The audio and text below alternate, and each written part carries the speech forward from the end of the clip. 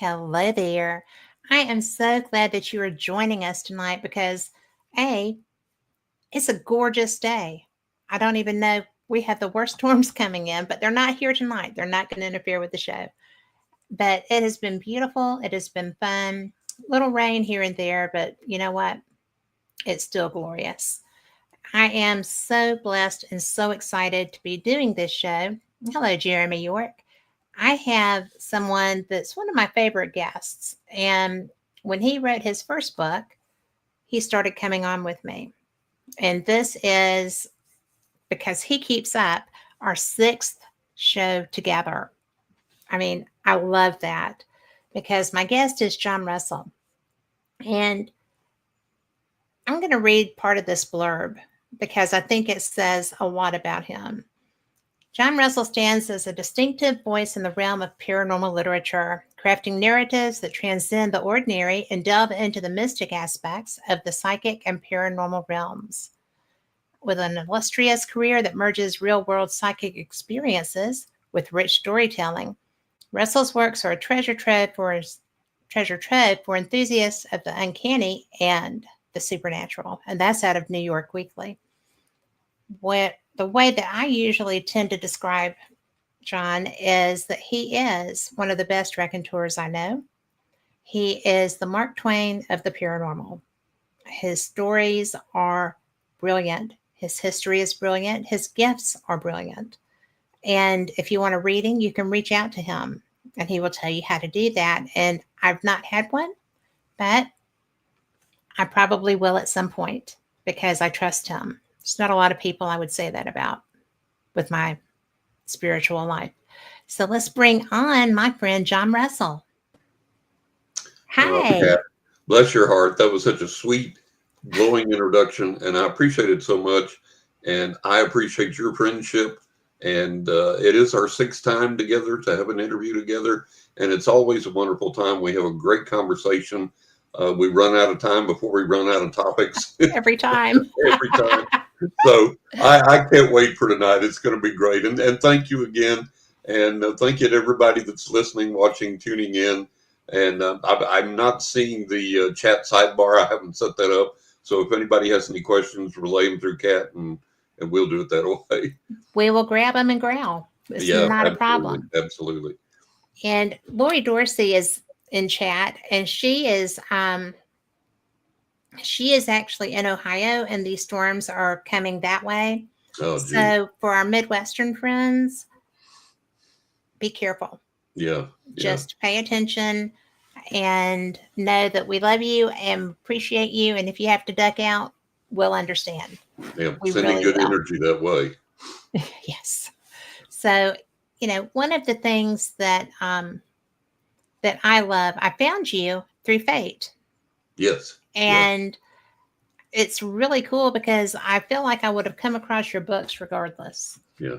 But you're a friend of the magazine. The magazine loves you. Oh. And Phyllis loves you. I think that one of the things that she and I both enjoy about you is your honesty and your integrity. I appreciate that. And I'm curious because you started out like small town kid. Yeah. Bicycle route. Yep. Where you're in papers. Yep. And I'm just going to interject here that one of my friends, Brenda Grantham, was the first female bicycle news person in Alabama. Right. But I think that it's really neat that someone who evolved into where you are now with you're just so full of love for everything. Yeah. Really. If it ain't fun, you don't do it. Yeah. Exactly. But most everything is fun to you. It is. I love life. I love my gifts. I love my abilities. I love my hobbies, my talents, my family, my pets. I just, there's so much to be grateful for. And I don't say that from a position of privilege or a life of ease, because my life has been a very, very difficult and a very rocky life. Yeah. I had a very difficult childhood, grew up in a very unstable home. And I think the thing that saved me all the way through was I had this innate ability to look for and find that sunflower growing among the weeds. And instead of focusing on the weeds, I'd focus on that sunflower and let it infuse me with joy and happiness and healing. And I think that's the thing that kept me going. And so, having learned to do that from an early age, I learned that's applicable all through your life, that no matter what you face, you got to keep digging for that little small bit of joy and happiness there and holding on to it, no matter how hard that it is. And let that see you through. You know, that is an imperative. And it's something that when you're dealing with the scenarios, it's very easy to get tugged down into the weeds. Yeah, yeah, yeah. And, you know, it's very interesting how different personalities, even in the same family, adapt Yeah. and interact. Yes. Because I'm a looking for the light person too. Mm-hmm. Mm-hmm. And one of my family members can't get out of the darkness. Yeah. From And as a result, I feel like you attract, if you're in the darkness, I feel like you attract more of it to you. I think so. Yeah. And it's hard to, if you can't step out of it, then it tends to drag you. It does. It absolutely does.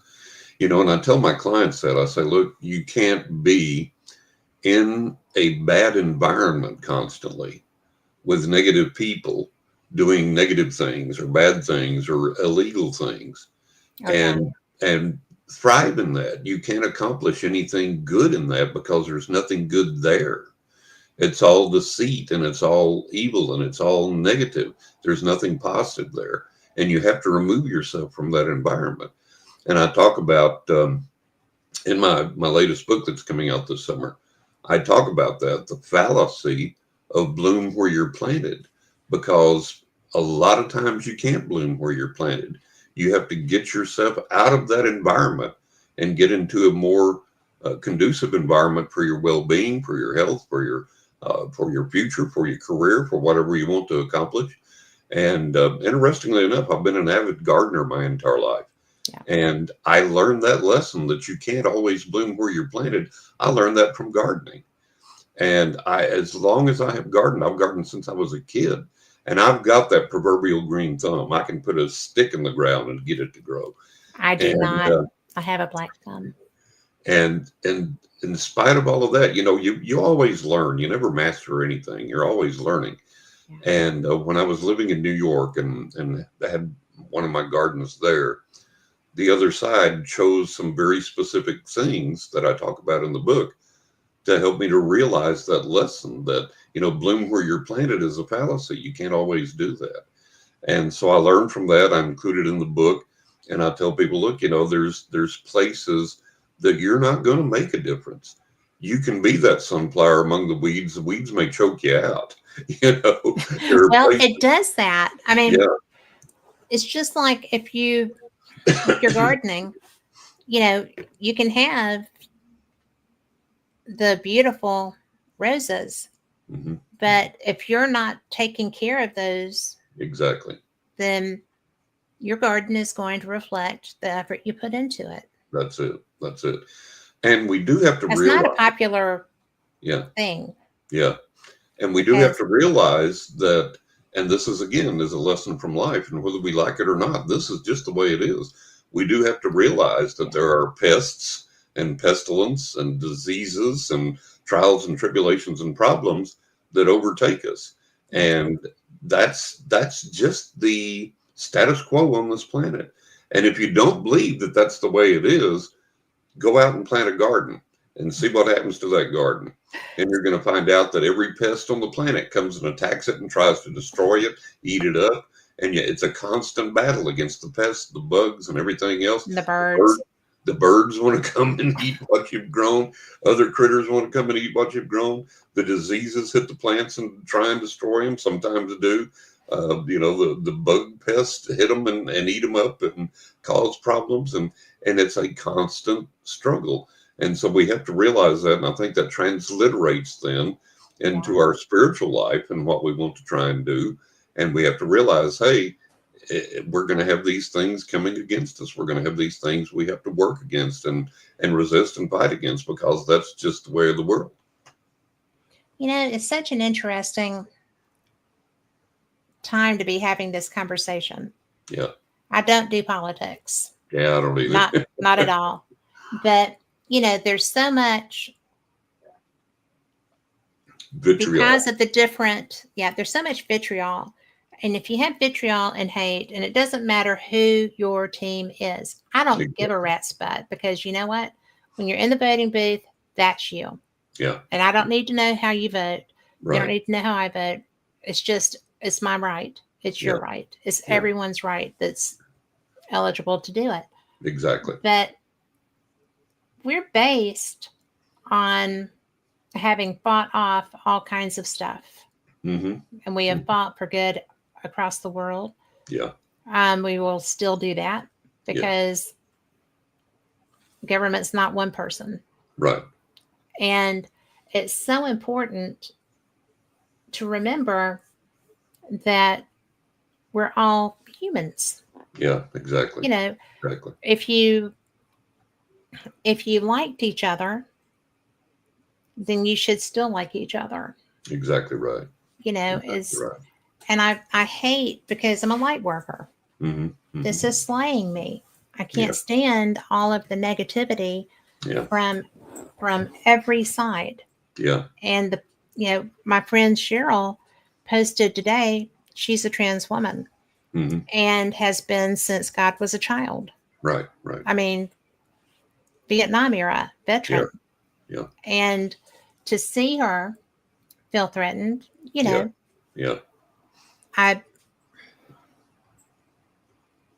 I would never lose a friend over something like that.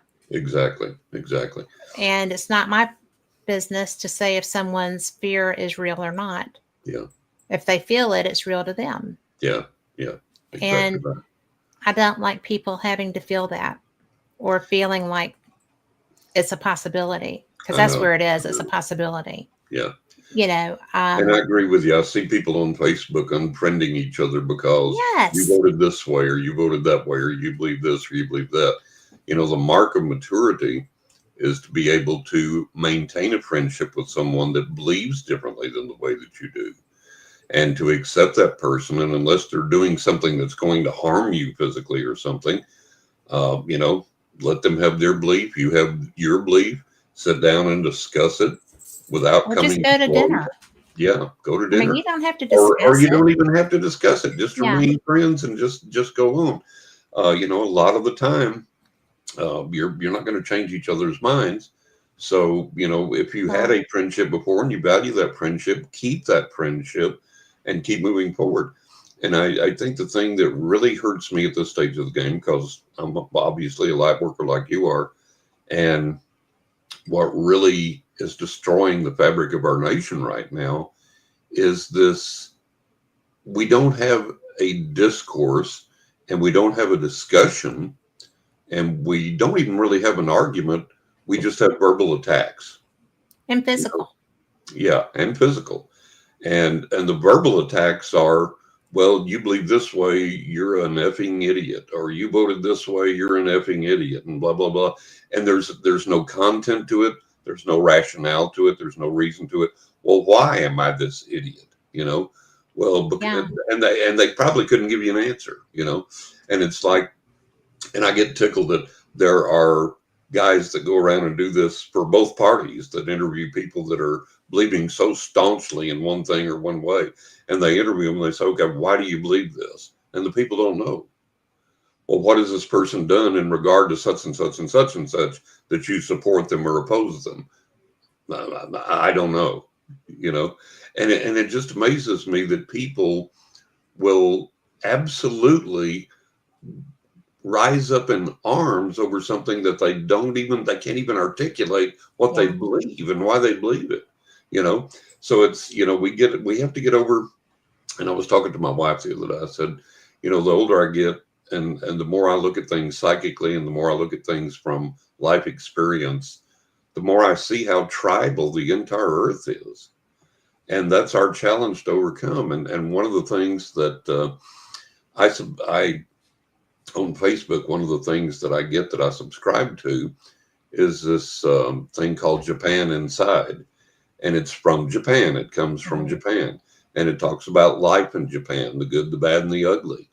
And we look at Japan as a model of a perfect society sometimes, with how it runs and how it works and its efficiency and this, that, and the other. The trains are always on time. If it's a second late, they apologize. Everything's clean and so on and A so forth. far cry from New York on the Yeah, trains. yeah, yeah. And yet in Japan Inside, they said that there are elderly women in Japan committing crimes hoping they can go to jail because they can't afford to live and they can't afford food and they don't have enough money. And so rather than be homeless, they're committing crimes hoping to get arrested so they'll have a place to sleep and they'll have food and so on and so forth. And then That's tragic. it's tragic. And then in the same Japan Inside, they were talking about um, there were people, Americans that have lived there and people from other countries that have lived there for an extensive amount of time. And they were talking about the bigotry and the prejudice that there are against other races in Japan from the Japanese people.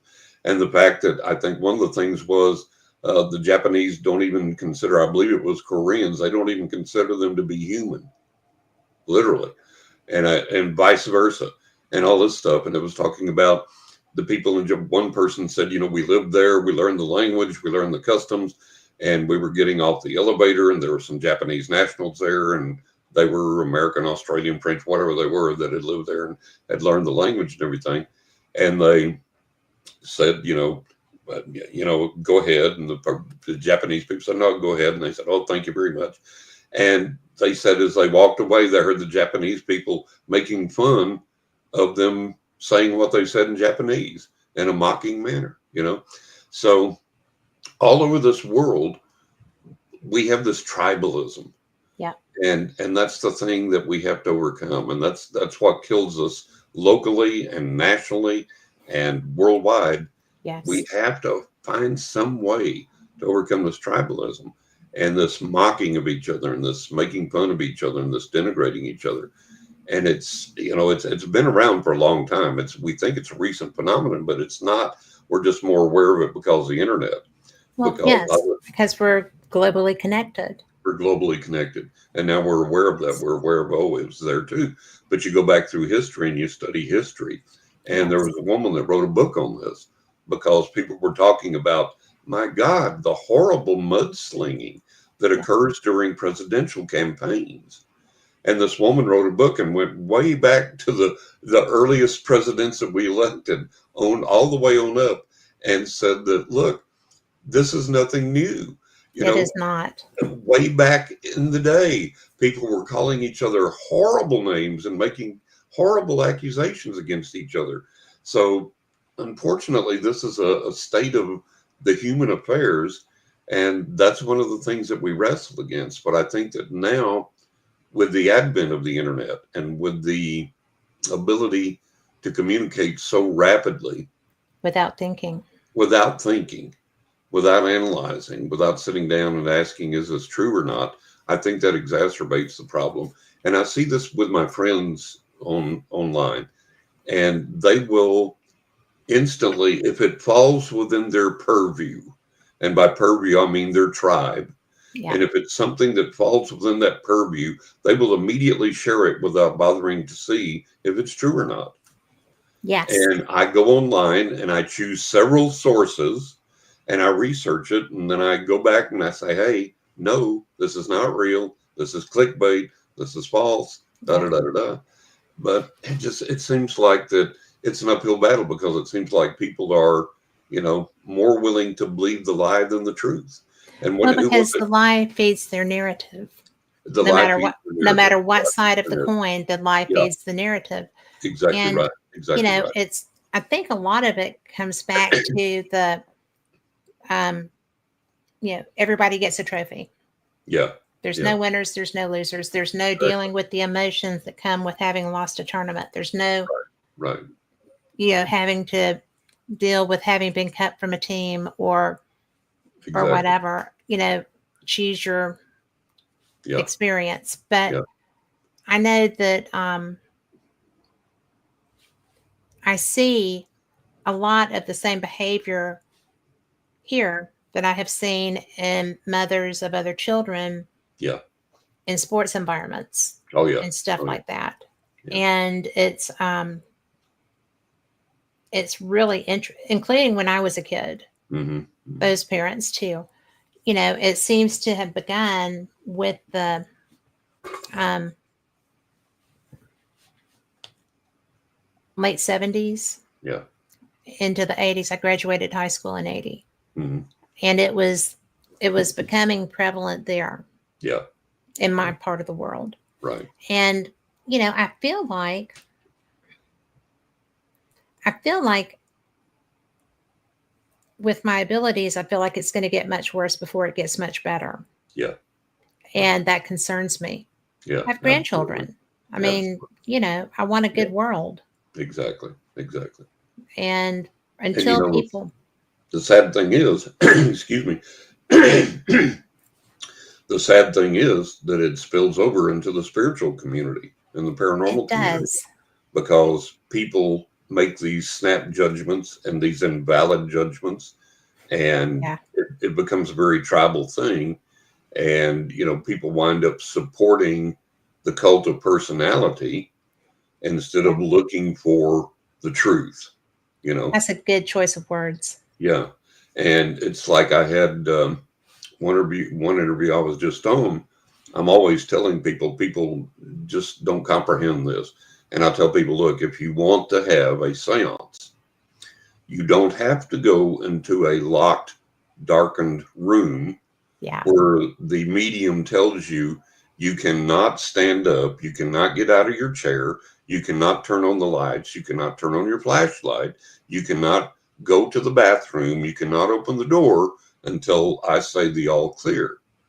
And I tell people the reason that they do that is because they have you trapped in an environment in the dark where then they can get up with their infrared goggles and they can run around with an atomizer. One case I investigated, they did this. Get out Run of around with town. an atomizer, spraying you, and the water falls down on you, mist down on you. You go, oh, I just had a spiritual contact. I just had a spiritual touch. And You then are another, kidding me. no, I'm not kidding you. And another thing they did, Oh my. these little small toy pianos, like you get at, you know, Yes. a outlet store or whatever, some variety store, and they're little toy battery powered pianos. And they had one of those in the same seance. And what they would do is go for yes and for no. So it was laying on a table in the middle of the circle before they turned the lights out. And they said, now, when you ask the spirit a question, it'll go, up for yes and down for no.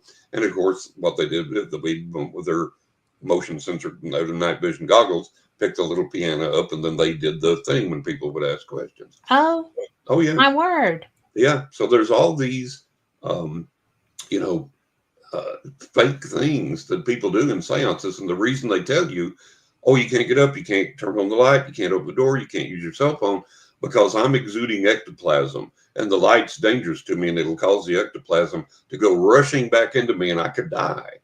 So that's the justification they give you, right? No. So I was exposing that in this interview, and people were going like, well, just because you don't understand something doesn't mean that it's, and I'm Just like, because you don't understand. understand. I'm exposing you and telling you what I've investigated and what I know these phonies do. I've investigated tons of these phonies, and I can tell you exactly how they operate and exactly what they do. And these people are just almost like justifying it, like, well, just because you don't do it that way or because you don't understand it, it's like you're missing that. You haven't heard a word I said, have you? Well, You know, because it's not feeding their narrative. They are it's not blocking feeding it. their narrative. It's not feeding their narrative. And so we And have so much of that in the spiritual realm, the paranormal realm, to get over. And like I've told people, I said, you go to a lot of these fake psychics, and what they do is stage magic.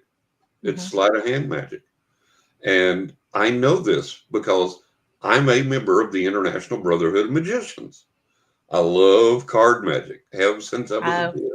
And that's I've because it's studied magic fun. since I was a kid. So I know what these frauds are doing and I know how they're doing it. But if you don't know how they're doing it, to you, it looks like a legitimate miracle. And so that's the difficulty in trying to get through to people and say, no, no, no, this is not real. This is fake. Here's how they're doing it.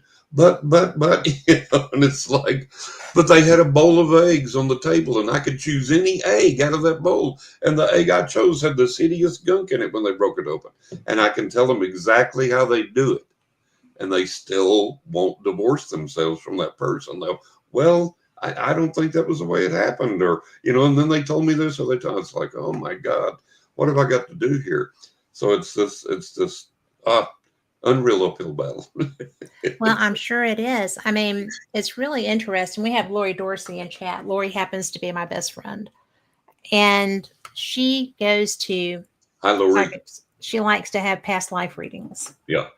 And it's very interesting that, hey, Tom McNicholas, that we have been together in almost every past life. Mm-hmm. We switch genders out. Sometimes we're the same gender. Sometimes one of us is a guy, whatever. And sometimes we're both guys. And it's just so interesting because I feel that every time that she does something, when she comes back, it resonates. Mm-hmm. And I'm like, well, yeah, that sounds like us. Like, Mm-hmm. but I worry sometimes because I know a lot of psychics. Yeah. And I have my own set of abilities that are not nearly as honed as they could be. When I hit menopause, I kind of started letting go a little bit.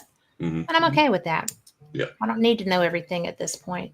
Right. But it's really an interesting moment when I worry about, well, what if we go to somebody, or she goes to somebody that, that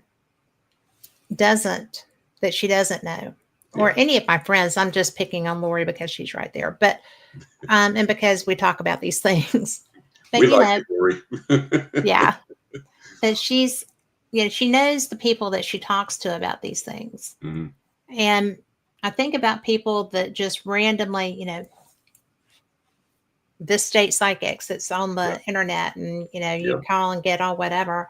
I know women and men who have worked for them that I would not give 2 cents for their abilities. Exactly right. Exactly. Because I know them. Yeah. Yeah. And there's a lot of people out there working very hard to make people like you not be trusted so much. Exactly right. Until they talk to you. Exactly right. I mean, you are the real deal. Yeah. I know a lot of people who are. Yeah. I am for my life. I don't try to share it for somebody else's, but it saved my life more times than not. Oh yeah. Oh yeah. And it's really wild to see how many people feel like they need to be going out and be known to be psychic, to be whatever, that don't have the skills. Exactly right. That's one of the things that I wrestled with for years and years, trying to get people to understand. You can read a book on how to read the tarot cards and do a couple of readings for your friends and family, and then you hang out your shingle and say you're a psychic and a tarot reader and you're ready to do it professionally. And when I started reading, I've read professionally now for over 50 years. When I discovered my psychic gift, I was like 6 years old. And by the time I was around 10 or 12, I had sufficient reading ability and comprehension that I was reading things like William James, The Variety of Religious Experience, at the age of friggin' 10 or 12, right? Yeah. And so I studied everything on the planet that I could. I exposed myself to every experience that I could. I started reading for friends and family without charge when I was around 15, 16. And then by the time I turned 18, I began to read professionally, and I continued my education. I continued to study, and I've studied my entire life, investigated, explored. Is it real? Is it not? Does it work? Does it not? So on and so forth. How do I make this better? How can I do this better? So on and so forth. So this has been for me. Now, I just turned 71 this month. And this has been for me that long of a lifetime of exploration. And I'm not even close to getting where I need to be. I'm not even close to being a master. I've got so much more that I can learn and so much more that I can do. So to see these people that dabble in it and then proclaim themselves professional, it just angers me no end. And I see people that will say, their argument is based on what they've heard somebody say. Maybe somebody that's supposedly famous in the paranormal community said this or quoted this or wrote this down, and that's their sole knowledge of anything. And they quote Right. that and they throw it around like the mantle of truth. And if you go to them and say, no, listen, da da da da da da da, and you lay it out logically and sequentially for them with some proof, thrown in, no, the big guy says da da da da da, so you got to be wrong. It goes back to the cult of personality again, and it's so frustrating to try and get people away from these things. And over the years, I have had to rescue people and rescue some of my own clients from phony psychics that they went to for whatever reason that conned them out of tens of thousands of dollars, sometimes $50,000, Oh, hundred my thousand. word. $150,000, $250,000, and it's like it's so frustrating to try and get the truth into people that they just don't want to accept it. I remember I had this when I was in New York. I had this one client that became a repeat client for a while, and then he went to some other psychic. And it frustrates me. People do this. One moment I had as an aside, one moment I had as a client, she let it slip one time that I was one of 7 psychics that she regularly consulted. She had a psychic for money, a psychic for romance, a psychic for sex, a psychic for travel, a psychic. I was like, my God, no wonder you're confused when you come to me. It's like, holy cow. Yeah. Well, I mean, all of those can be addressed. Yeah. I would be, I don't even know 7 psychics. With what I do, I don't know 7 psychics I would Yeah. But trust to be anyways, feeding me this anything. guy, this client I had gone to another psychic for whatever reason, and he had fallen under her spell. And she told him that I was an ancient demon and that I had, it gets better, that I had been with him through thousands of years of incarnations, and that I had followed him and tormented him, and that I had come in this incarnation as a psychic to connect with him again and to mislead him and to misguide him and da da da da da on and on and on. So, and this guy had wrote me this in an email, and so I can't come to you anymore. I can't. So I called him and I said, listen, for Christ's sake, listen. And I told him, I said, this woman is a fake and a phony and a fraud, and she's misleading you. And this is the stupidest thing that I've ever heard uttered out of anybody's mouth. Don't fall for this nonsense. His response, she's the real deal. I believe everything that she told me. I believe that you're this ancient demon that keeps cursing my life and all this on He's and been on and on coming and to on. you, Yeah, yeah. and On and that's, on. So I was like, okay, whatever. gosh. So I can't remember how many months went by, and he he sent me an email. He didn't call, but he sent me an email, and he said, John, he said, every single thing that you've ever talked to me about in a reading has been accurate, and every single thing that you predicted has come true, has been accurate. And every single thing you told me about this woman that I didn't want to believe and didn't want to hear has been the total, complete, absolute truth. And she's been the biggest fake and the biggest phony and the biggest fraud and conned me and taken advantage of me. And he said, you, sir, are everything that you've ever said you were. And he said, for a psychic, that's a pretty good recommendation. I can recommend that. And everything you've told me has been truthful and honest and right. And she was everything you said she was, that she was a fraud and a fake and a phony. And so, yeah, I didn't write the guy back and say, I told you so. I just said, I'm glad that you came to this understanding, got out from under her spell. But Because it it is a spell. yeah, it astonishes me that people gravitate toward and fall under the spell of these phonies. And I just don't get it. I just don't understand it. There are plenty, and people will argue this next point with me and argue this with people all the time. It's like Stanton Friedman once said, there's an embarrassment of riches of physical evidence of UFO visitation on this planet. And I can transliterate that and say there's an embarrassment of proof that the paranormal exists and that psychic powers exist. We have the Rhine Institute. We have Stanford Research Yes. Institute. We have Project Stargate. We have the stuff our own government has admitted, and on and on and on and on. And in spite of that, you can go to people and say, look, there is proof that this is real. There is proof that there is something valid here that you can connect with and use in a positive way. But no, they're going to run off down the street to the guy who wears a dress, has a snake wrapped around his neck, and sets his hair on fire for the reading. And he's going to tell them the most outrageous thing on the planet. And that's what they're going to believe. And that's what they're going to want. And that's what they're going to run with.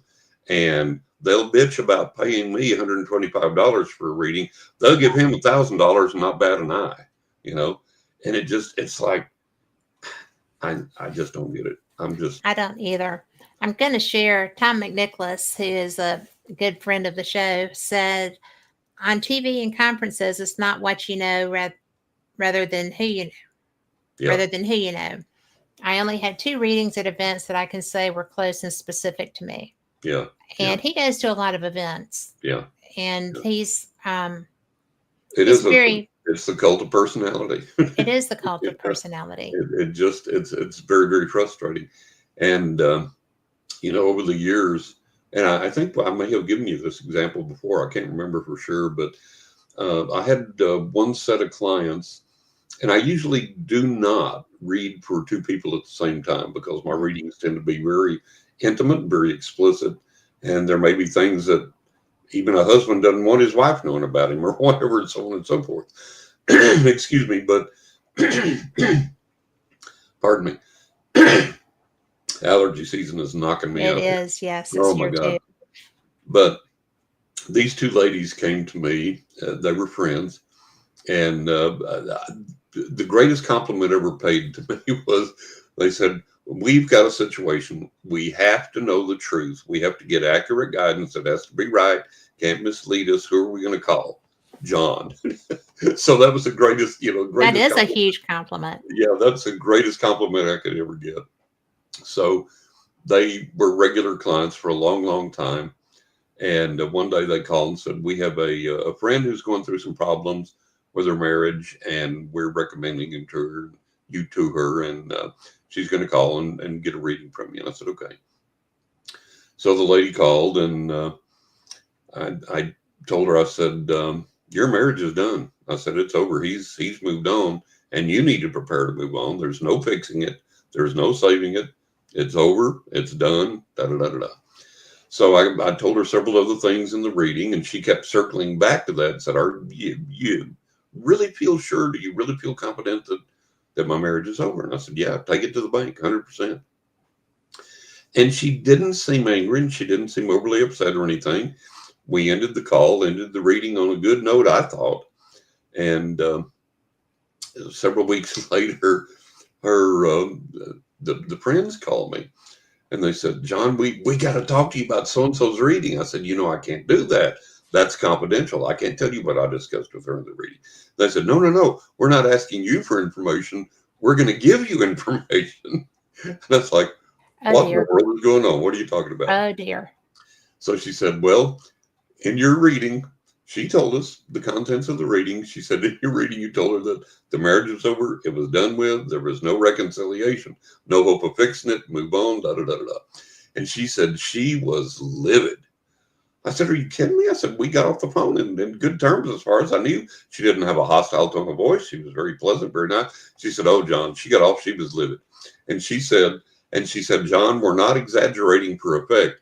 We literally kept count. And I know it was at least 10. It may have been more. I think it was more, but I can be safe if I go with 10. She said, Okay. John, she called at least 10 other psychics.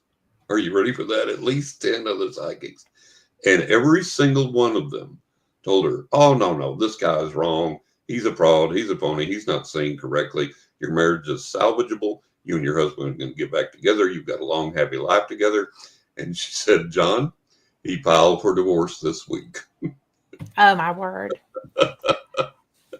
So Oh, it's like, it's so frustrating when you've got something that you know is right and you know you're up against these people that for whatever reason get these weird holds on people. And I guess part of it is maybe they tell them what they want to hear, that's a lot of it. Because Yeah, nobody wants to concede. yeah, Okay. yeah, If it's, everybody has a different ox, right? exactly, And if it's exactly. not your ox that's being gored, you can just wander off. But if it's Yeah, your ox yeah, that's being gored, you're going to do stuff. exactly, And, exactly.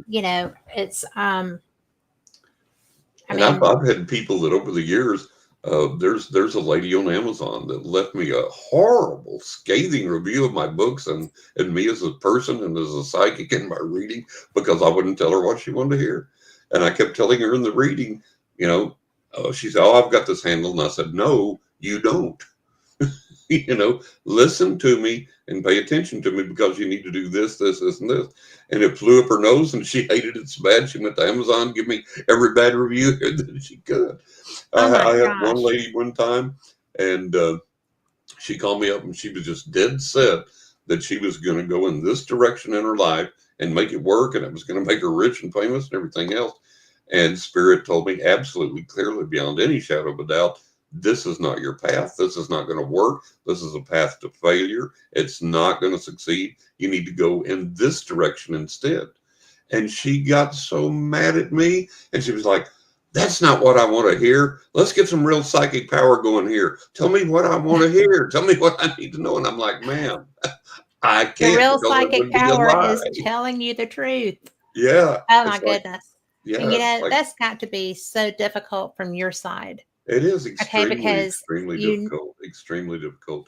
And then you deal with the vagaries of things and yes. readings. Like I had one girl called me up one time, and I said, "I'm getting a picture of your father.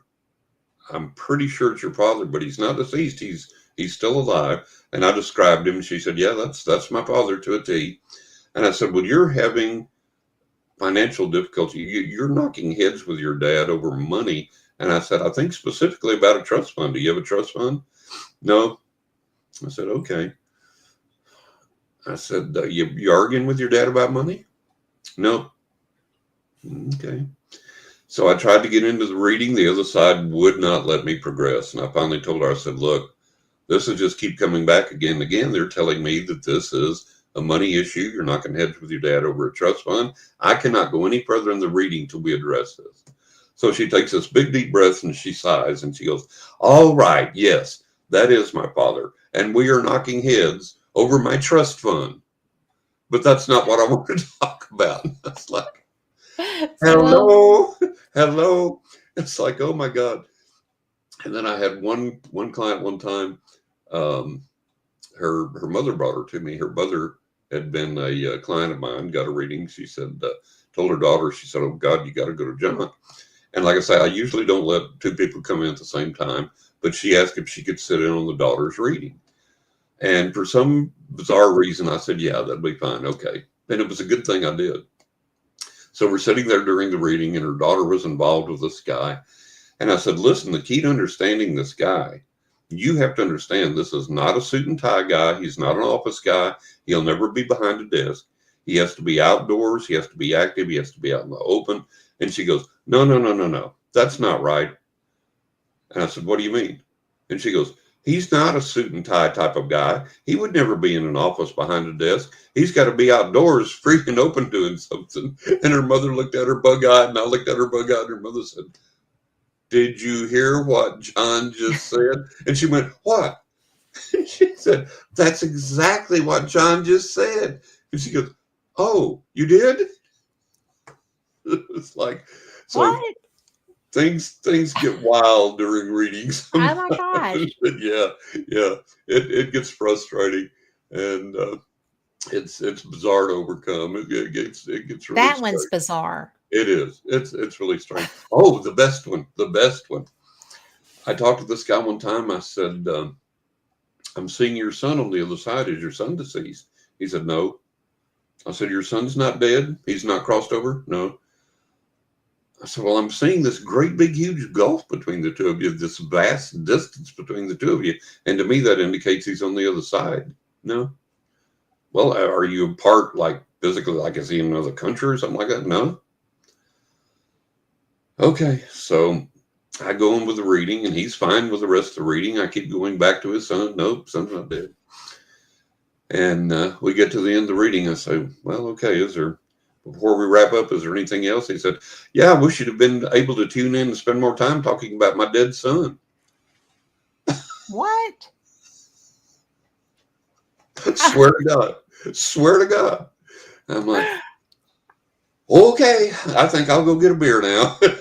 Or two. Or two or three or 10. Oh, It's good like, heavens. oh my God. Oh yeah, it's just all kinds of bizarre things that you go through. And then the people that really connect with the accuracy of the reading that you've given them, it may scare them so bad they never come back. I had this one guy, a new client, and we were doing the reading. Everything was going along fine. And I said, hold on. I said, your mom's coming through. I said, your mom's deceased, didn't she? And he said, yeah. I said, your mom's coming to me. And I described her, and he said, yeah, that's my mama. And I said, hang on a minute. And I got this name, and I'm not real good with names usually. And I got this name, and I didn't trust it. I didn't believe it because it was so bizarre. It was something like Beluga Macaluda or something. I mean, it wasn't that, but it was bizarre. Right. It was just this name that nobody would have. And the other side kept pounding it to me, pounding it to me, pounding it to me. I said, oh God, okay, what the hell? What have I got to lose? So I said, I'm getting your mom's name, and your mom was, and I gave him this bizarre, weird, offbeat name. And just total, complete silence to the point that I thought the line went dead. And I said, hello? Nothing. I mean, you couldn't hear a thing. I thought, God, I guess the call dropped. I said, hello? I said, I guess the call's dropping. If you can hear me, I can't hear you. I'm going to call you back. And real softly, he said, I'm here. I said, oh, okay. I thought I lost you. Things got so quiet. I said, what's the matter? What is it? He said, that's my mama's name. And never called me again. It was like, oh my God, this stuff's real. I know, right? It's like, yeah, so you deal with so many bizarre things when you do what I do that I could write a book just about that, I guess. Well, I mean, that would be an encouraging book for some. Yeah. Because, I do not have your level Yeah. of skill sets. Yeah. And it's so weird because random people that I don't know, Yeah. come up and ask me for a reading. Yeah. And I'm like, I don't do that. Right. And they're like, well, yes, you do. Yeah, you do. And I want you to help me with this. And I'm like, Mm-hmm. I'm not your girl, Yeah. Yeah. And the worst part is that once somebody asks me for that, I get so antsy. Mm-hmm. And it's just like, tap, or wiggle, Yep. it gets to me. Yeah. And things come. Yeah. And it's just kind of like, and there was one that I did not want to say what had, Mm-hmm. come from me because it sounded so rude. Right. And so I had to say it because I wasn't going to sleep for the next year if I didn't just say something, right? I understand. So I did it, and I said what I heard, and it was so rude. I thought it was so rude. And the person was ecstatic. Yeah. Because it was so accurate. Yeah. Oh, that's them. Yeah. And I'm like, yeah, you always got to be true to the message. You've always. But I wasn't looking to give a message. Yeah. I mean, Yeah. I mean, seriously, I do Mm-hmm. have skills. Mm-hmm. I mean, Mm-hmm. and they come in useful for protecting me. Yeah. But if somebody asks, I don't really have a choice. Mm-hmm. Mm-hmm. It's a very strange thing. It is. Is Yeah. that something that happens to people that talk to you? As far as them coming to me for, Well, no. I mean, as far as when, because people talk to you about your abilities all the time. You're on all yeah, kinds of shows. yeah, But has anyone, does that happen to people where they're kind of bullied into giving a reading or I mean, it yeah. feels I like think, that. yeah, I think the other side will push you through whatever circumstances to develop your gift to the level they want you to develop it. And so they'll send you challenging situations. They'll send you challenging people. They'll send you people that say, "Yes, you are. You're my girl. You gotta do this." You have So to, and she wasn't going away. yeah, and I that's mean, part of, I always tell people, I say, look, we have things in life lessons we have to learn, gifts and abilities, talents we have to develop, whatever they are. And spirit is going to keep pushing us in that direction through whatever means necessary until we acquiesce and go, okay, here I am. I'll do this. I'll do the dance. I'll play the instrument. I'll sing the song. I'll do the reading. I'll whatever it is. And it's very common, really, for spirit to push us that way. And the okay. more we push it away or try and get away from it, they'll bring it back around over and over and over again Well, and until, this was in a location where I was going to have to go back, yeah, and the girl worked there. yeah, And it was just kind of like, so, and I do get things, I've always, my intuition hmm is so spot on. It's hmm saved my life a bunch of different oh times. yeah, yeah, absolutely, But, absolutely, and I trust it for me, yeah, but to trust it to tell somebody something that might hurt their feelings or right, might cause them to make a life decision that I don't want to be responsible for yeah. is Well, something else. that's what you have to do through experience. The more you exercise that gift, and the more you connect with it and learn to trust those answers. Well, I That trust him implicitly. For me, it's just giving yeah. him to somebody And else. that's what you've got to learn to be able to do for other people, and that just comes through doing, like I've done thousands and thousands and thousands of readings, and through that process early on, I learned, okay, this is not me imagining something. This is not what I wish would happen for the person. This is not my emotion. This is what spirit is telling me for them. And then I learned that I could trust that. And then when people would validate everything I was seeing in the reading, that just helped me build on that and build upon that foundation. And then when my predictions for their futures happened, as I said that they would, and jillions of clients have told me that over the years, then I learned, okay, I can trust that. I can do that. And if it's something that I have a feeling that I'm not connecting 100% with something about, I'll tell them that. I'll say, hey, I feel like 70, 80% chance here of this. But if it's something I know I can take to the bank and they can take to the bank, I'll tell them that way. Say, look, this is coming. This is going to happen. And I had, it was a real funny incident like that. One of the readings I did, the lady that processed the credit cards for me, her company that she worked for, she called me and she said, yeah, I've never had a reading and I'd like to get a reading. I said, oh man, I'm honored. Great. So I gave her this reading, and through the reading, everything I was telling her was blowing her hair back. So we got down to the end of the reading, and I said, three things are going to happen here that you really need to take note of. I said, one, you're going to move to Nevada, I think Las Vegas. And I believe that's what I told her. I know Nevada, but I think I told her Las Vegas. It's been a long time ago.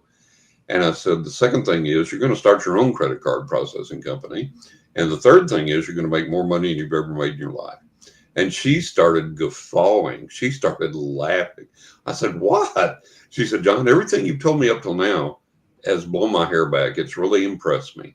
But she said, you are so off the rails here. You've gone so far out in left field with this. She said, I hate Nevada. I would never move there.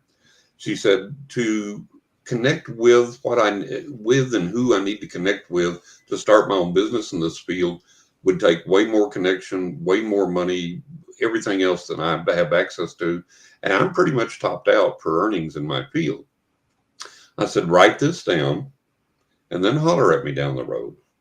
He said, okay, but I'm telling you, hon, you missed it on this one. I said, okay. So several months later, I got a phone call from her.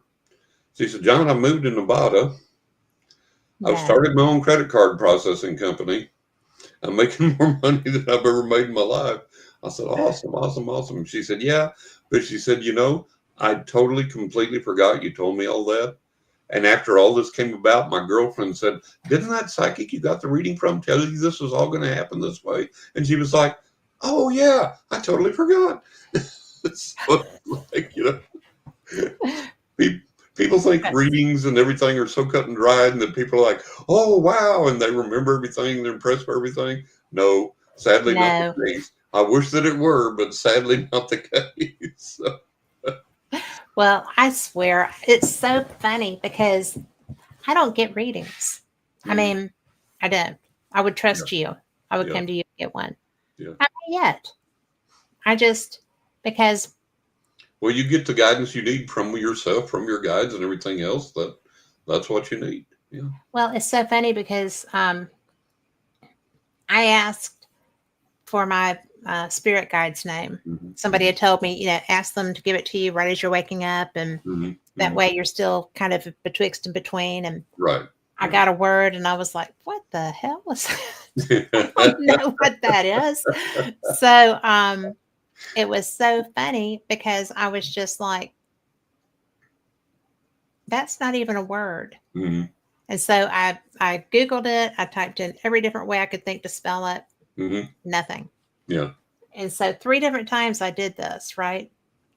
Can you please give it to me Hmm. right as I'm waking up where Right. I can still Right. hear you, but I'll retain it? 3 different times, the same word that wasn't Hmm. a word. Hmm. And I'm like, this is so weird. I Hmm. can't find this word. I don't know the meaning of this word. It doesn't Yep. sound like a name. Right. Right. And so I was I just let it go. Hmm. I'm like, I'm just not hearing it right. So I guess it was 8 years later.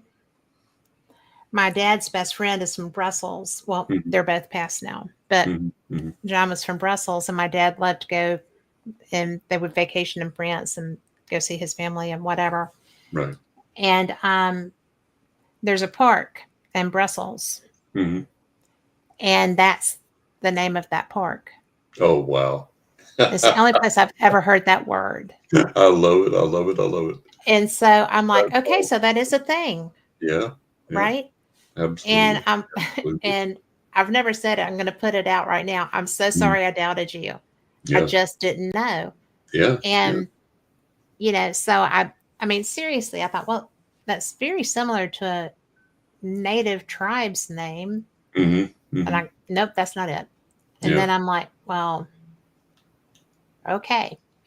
But we are at the top of the hour, but I want to let people know that we're giving away a copy of Fate magazine. And it's an older one. They're gorgeous. Yeah, If they you've are. seen Fate magazine, our covers are stellar. I They mean, are. fantastic. And I have some because I've only done one so far, but I'm going to periodically be doing readings from the magazine for my shows because they're such great stories. Hmm. Well, they're not even stories, they're real. Hmm. But so if you want to win one tonight, if you're in X, there's not a chat.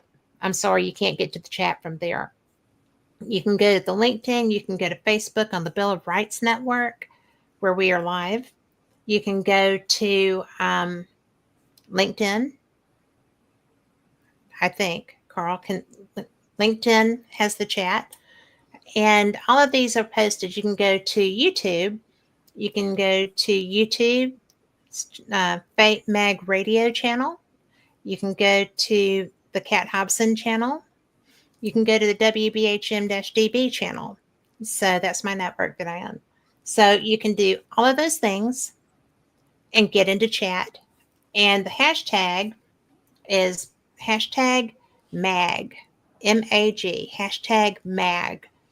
and that will enter you for a drawing at the end of the show. The computer does it, so it's not the least bit rigged. I was worried about that because I didn't know how it worked, and Carl has educated me. He's so brilliant. So that's going to work perfectly. And maybe you will be getting one of those because they're really pretty. We have some with They are. dolphins. We have, I, I think I have an original edition, the first one.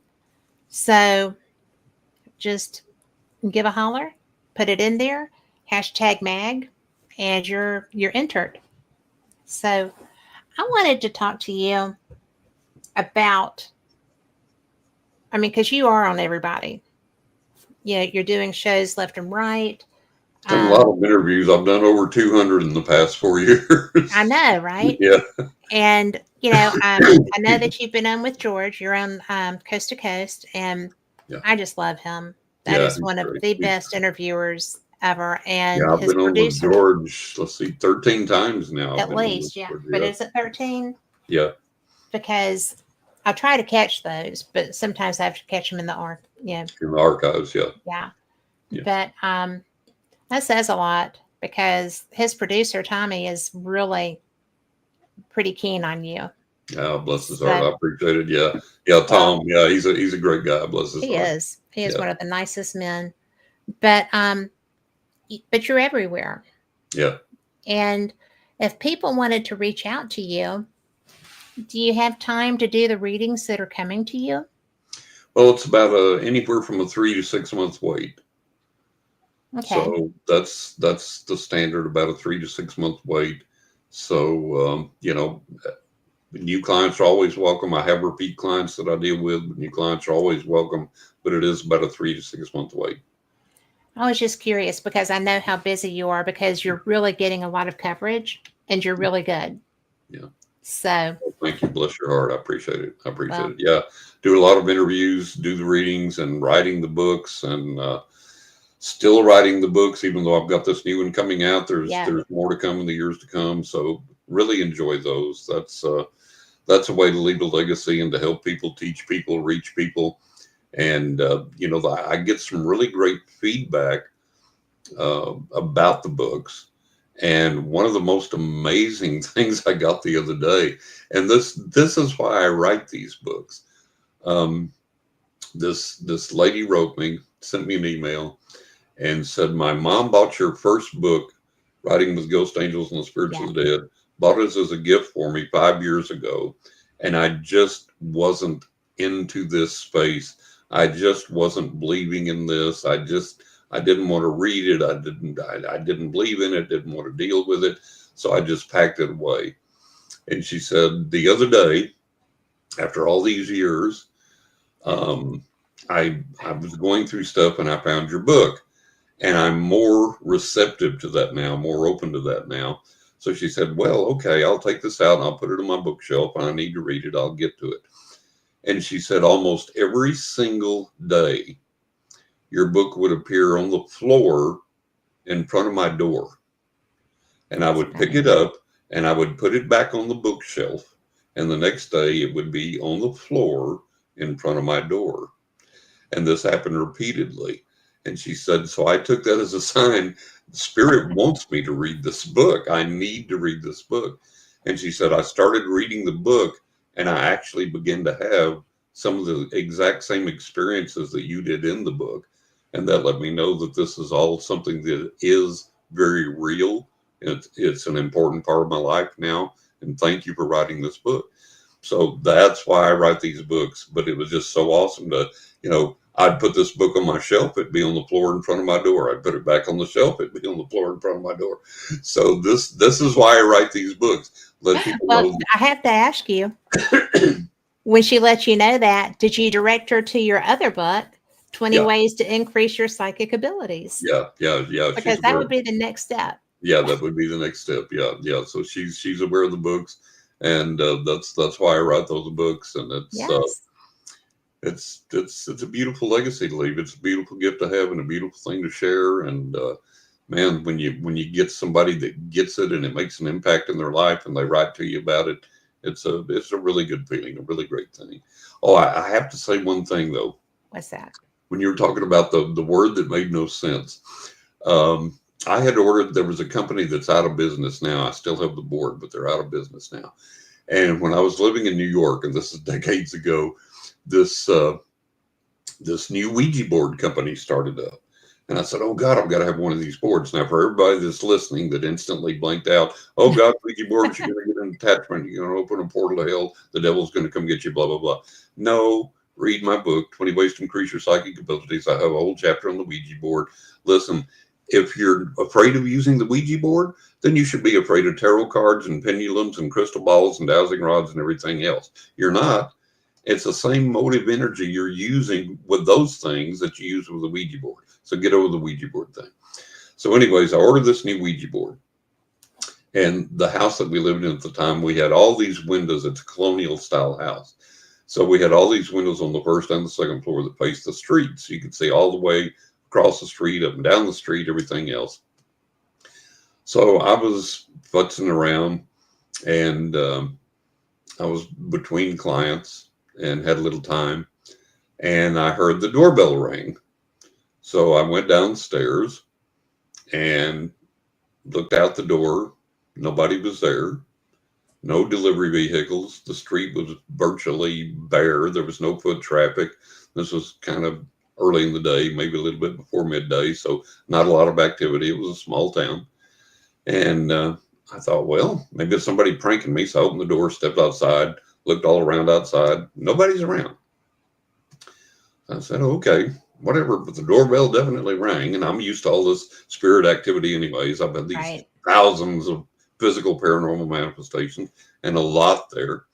And so I said, well, okay, whatever. So I said, hey, guys, and went back in, closed the door, locked the door up, walked into the kitchen, which was a short way away to get something, walked back down the hall toward the front door, and there, balanced on the front step, vertically like this, not on its side or not laying flat, but balanced vertically on one of the lower steps, was this box that contained the Ouija board. Now, you know, the boxes like this and like, you know, yay high and yay wide and all this, and it's sitting there perfectly balanced on its short end on the step. Wind hadn't blown it over, hadn't seen anybody come. This was seconds after the doorbell rang and nobody was there. Mm-hmm. And I was like, what in God's name is this? And I went out and got the box, and it was the Ouija board. I was like, holy cow, that's an arrival. That's an appearance. Yes. Excuse me. So I take it upstairs and unbox it, and welcome it to my home, and start to use it. So start getting gibberish right away. And people who use Ouija boards know that sometimes that's not uncommon. And I said, okay, you got to settle down here. You got to communicate with me in a way I can understand. And it very forcefully starts going to these exact same letters that are just friggin' gibberish. I was like, okay, this ain't cutting it. We gotta, no, you gotta give me something I can work with here. Give me something I can understand. So now I put my fingers back on the planchette and forcefully, like, it goes back to these exact same letters, and it's gibberish. I'm like, yeah. So I get this inspiration, and I write down the letters that it gives me. And it's just gibberish. It's a bunch of consonants and very few vowels and everything. And I'm like, okay. And I'm staring at it and looking at it like, what are you trying to tell me here? What do you want me to figure out of this mess? And all of a sudden I get this inspiration, go online and enter these words, enter these letters, enter these words. I do. And it's Latin. Oh my goodness. And it translates for me to go and buy a specific type of incense.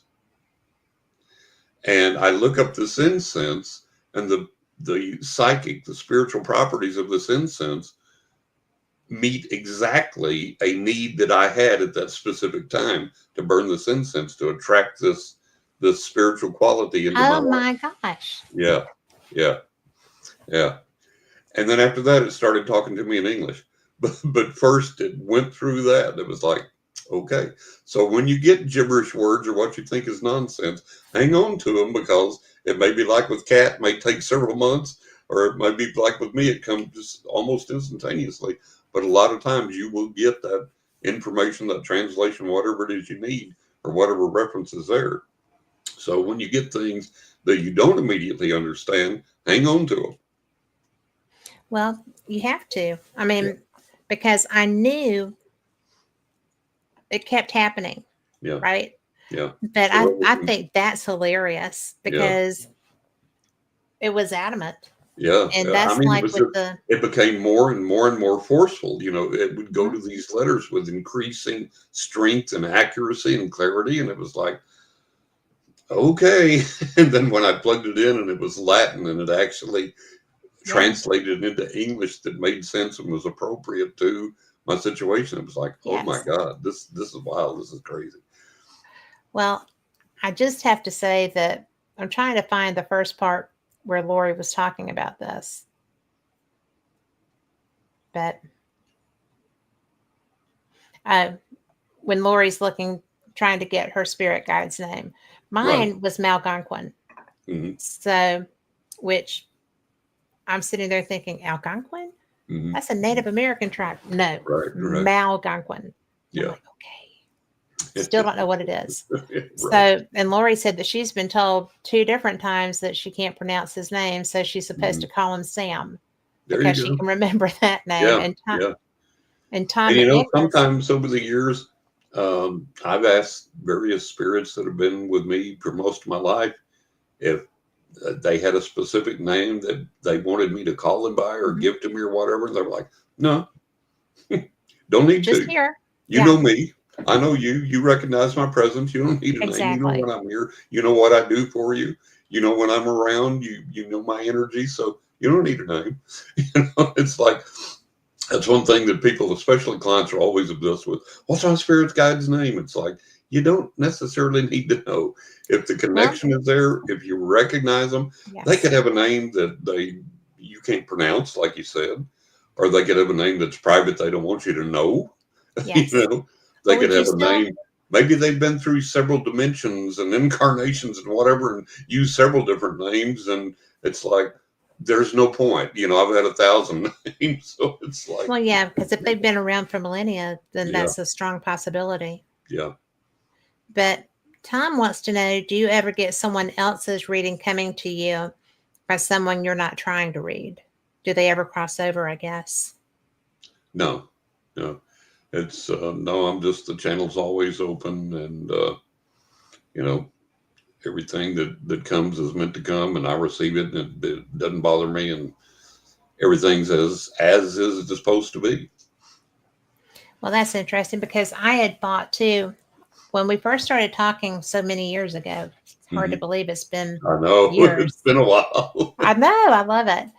But I always have wondered if if that can get crossed. Hmm. If Because I've never gone with someone to have a reading. I've never gone anywhere to have a reading Yeah, specifically. But yeah. It doesn't ever get crossed, but there are occasions, like in group things that I've done. It doesn't really necessarily get crossed, but the focus will shift. It's like, okay, I'm talking to you about this now. Oh, wait, all of a sudden over here, so and so and so and so, and it does like that, but it never gets crossed over. It never gets mixed up. It always stays distinct and separate. I know that what I'm saying for you is for you, and what I'm saying over here is for you. So okay. it doesn't ever get mixed up. It doesn't ever cross over in that way. Do you do I feel crazy asking you of all people this question, but I mean, we don't start out being brilliant at Right. everything we do. Exactly. Do you do like reader development kind of things? Is there such a thing? As far as Like honing improving. and developing further? Oh Or yeah. are you Good pretty Lord. much at apex? No, I'm not even close. It's I constantly study, I constantly practice, I constantly connect with the other side. I constantly strive to make that connection cleaner, purer, better. and it's something you never accomplish. It's always a learning process. because I know how long you've done it. Yeah, So, over 50 years, and it just blows my mind. I've read for clients in over 40 countries. holy cow. How crazy is that?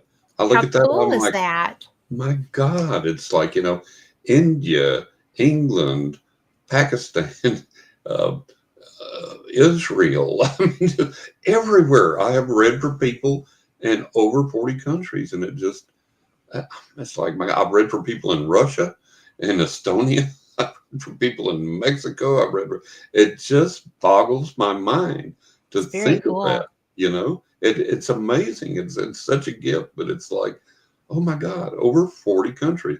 And yes, I've kept track of them because as I started to get more and more and more foreign clients, I would like write them down. And of course, I had records of them in the payments and everything. And it was like, oh my God, I've got this huge international clientele here, you know, and a lot of repeat clients from like the UK and things like Mhm. that. And it was just like, my God, what a gracious gift to me to have this worldwide reach. I And have friends who have reached out to you yeah, and let me know that. yeah, And I think that's pretty cool. it is. It is. And And they're UK based. yeah, So they're the yeah, only ones that ever reach out to me to tell me things like that. I'll get, oh, that was a great show the other night or whatever from right, right, everybody. But right. then, you know, something specific like that, just Yeah, my UK friends. yeah, yeah. So, I've and one done in France. 13 UK podcasts so far, 13 different UK podcasts. So that's been a lot of fun. I had the privilege of doing 3 interviews with Howard Hughes before he died, before he crossed over. Yes. I think And that's one of my favorite things about you.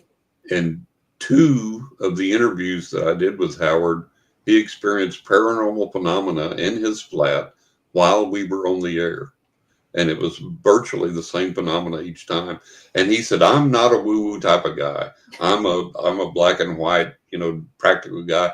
But he said, "This is something physical occurring to me right now while we're talking. It's not due to a draft. It's not due to this. It's not due to that." And we discussed it at length on the air live, both times, and it was really amazing. And I picked up on who was visiting him, and it was a really amazing thing.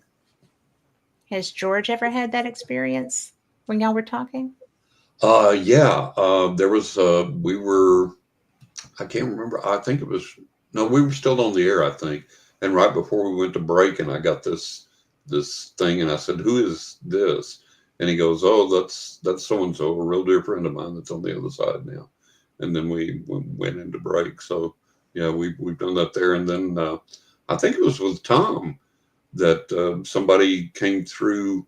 We were talking on the break before I went back on the air, and somebody came through for him, and I told him about him, and he validated it and confirmed who it was and all this, and so yeah, that's pretty cool. Yeah, It's just so neat when that happens. it is. It's I it's just mean, amazing, it and is. it confirms for us that people's personalities, souls, lives, spirits, memories survive and can communicate from the other side, and In real time. yeah, and that should give us And hope and encouragement, and let us know that we're going to live on as well, and death in the end. well, I think that's probably my favorite part of that skill Yeah, is that, I used to, back in the day, I was afraid that it would mean that people were trapped or yeah, that whatever. yeah. And it's really not because it is a free will It absolutely thing. is. And I Yeah, have, I try and explain to people, it's like people aren't earthbound. They choose where they're going to be and how long they're going to stay there and who they're going to stay around. And what we don't understand, we may encounter a spirit of a deceased loved one and think, "Oh my God, they're trapped here." Well, we don't understand. We've seen them for 15 seconds, 30 seconds. Now they're off on the other side doing something else, mhm. and we think, "Oh my God, they're trapped here with us." No, they're over there way yonder. They may be in another dimension and then coming back, So we we have to overcome this earthbound misconception, because Absolutely. that's really pretty much a fallacy. And one of the funniest things, I talked to some people. I was on an interview, and they were talking about, the Queen Mary, Mm, the ship, right? yeah. The haunted Queen Mary. And they said there's this little girl that appears, I think, by the pool area there or something Hmm. on the ship. And she's like, and all the psychic investigators that go there, all the paranormal investigators that go there, tell her, you're free now. You can go to the light. You don't have to be trapped here anymore. Oh, good. And the little girl goes. The next group of paranormal investigators come. Guess who's There by she the pool? is. The little girl. Over and over and over. You know, And whatever spirit that is on the other side going, I got you again. Got you gotcha. again. Yeah. Especially if it's a child spirit, because they're Oh, going to yeah. think that's so Oh, much yeah. fun. And, we have to understand that, beings, spirits, entities on the other side, they have senses of humor just like we do. They play pranks just Well, like they're the we same do. as they were when they were alive. And the deceased loved ones are the same as they were when they're alive. They Yeah. don't cross over to the other side and go, oh, now I'm all wise and all knowing. There's a I'm the continued, Dalai Lama. yeah, There's yeah, only a few of those. there's a continued growth process. They're exactly right. So, yeah, exactly. You know, I had an experience because there was a young woman that a friend of mine turned me on to. She's a medium. Mm-hmm. She does not claim to be a psychic. Mm-hmm. So I was just kind of like, well, what's the difference? Yeah. And she was like, well, I just talked to I just know who's there. I'm like, okay. The Sort of. most realistic cold read. It wasn't even a read, but she was like, you have a lot of dogs around you, which, if you know me, you know that, right? Mm-hmm. Mm-hmm. And she was, but I just lost Kylie, my lab, fairly recently. So I'm thinking, oh, well, it's Kylie. She says she's Willow, who had been gone for a few years and Mm-hmm. was the first dog I ever had who actually needed me Right. desperately. Right. She had had a horrible life before we met. But I'm like, oh, I know Willow. And I never say anything except I know Right. them or I Right. don't know them. I Yeah. don't feed.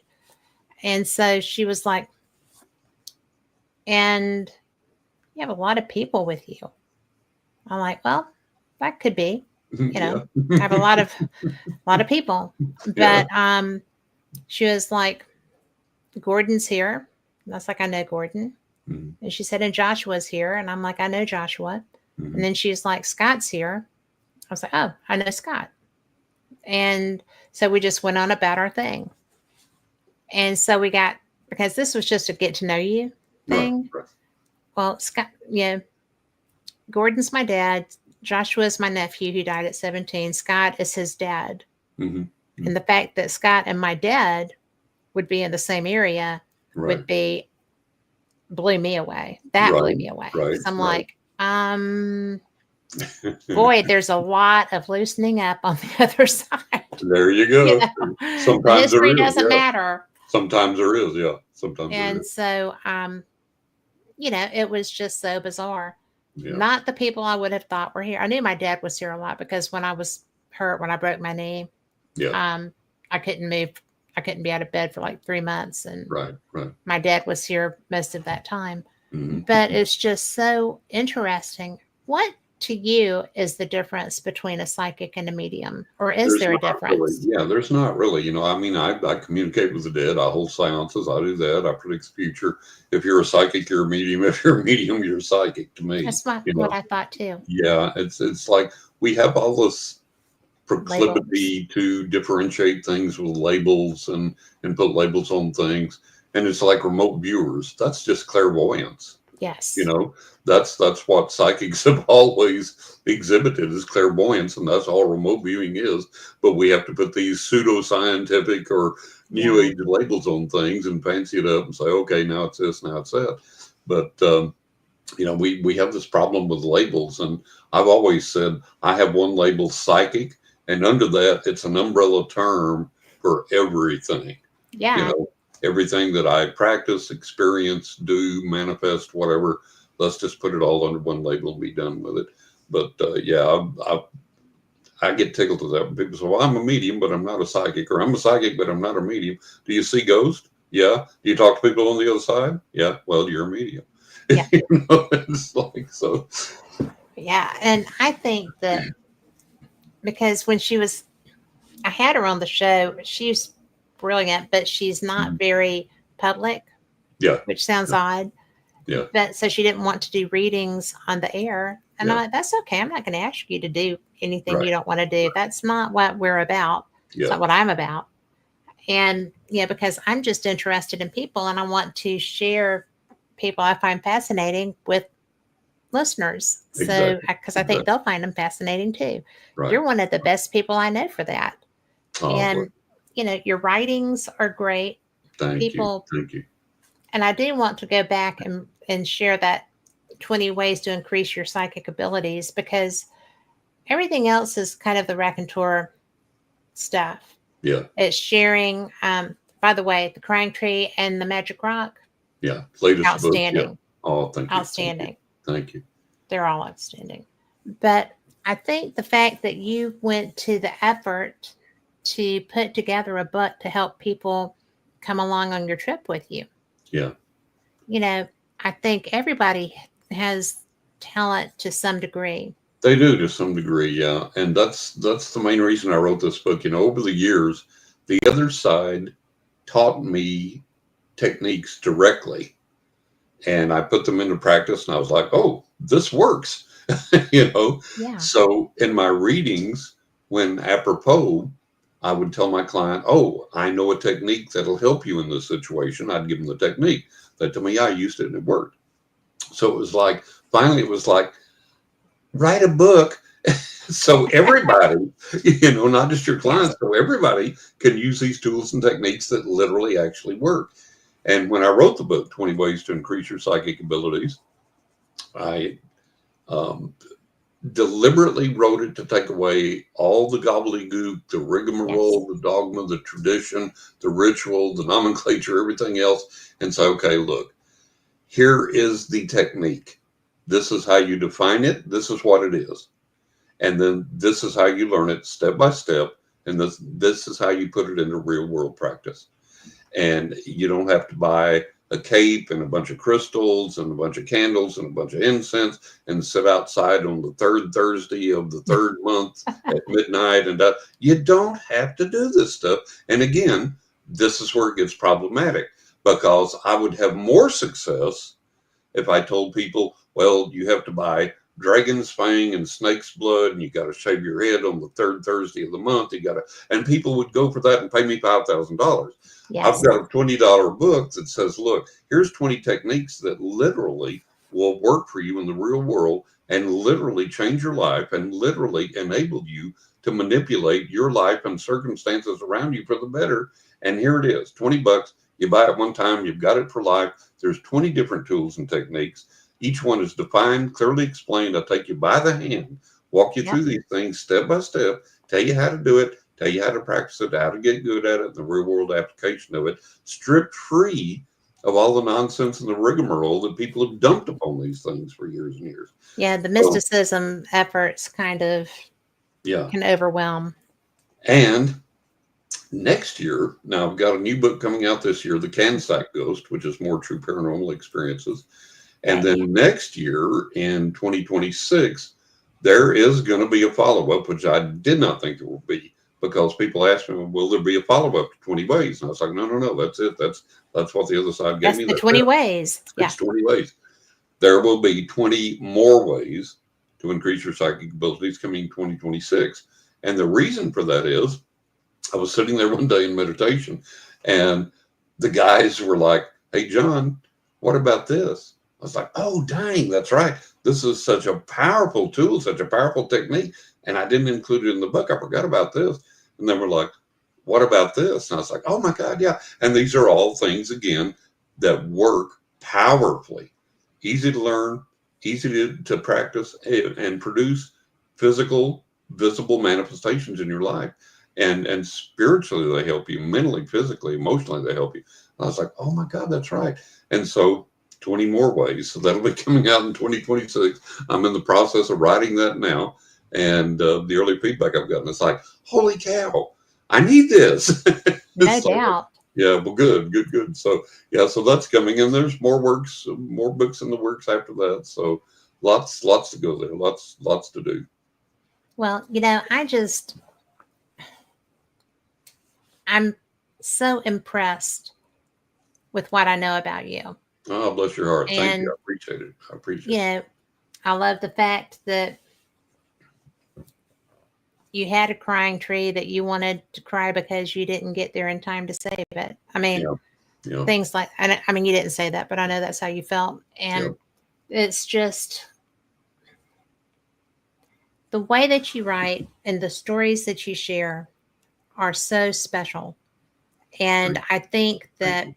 people people will learn a lot about how you do what you do Yeah, and what matters to you, and through they'll those stories. realize they'll realize what a special human you are and what Oh, you bring to the thank you. table and how you interact with your clients. Yeah.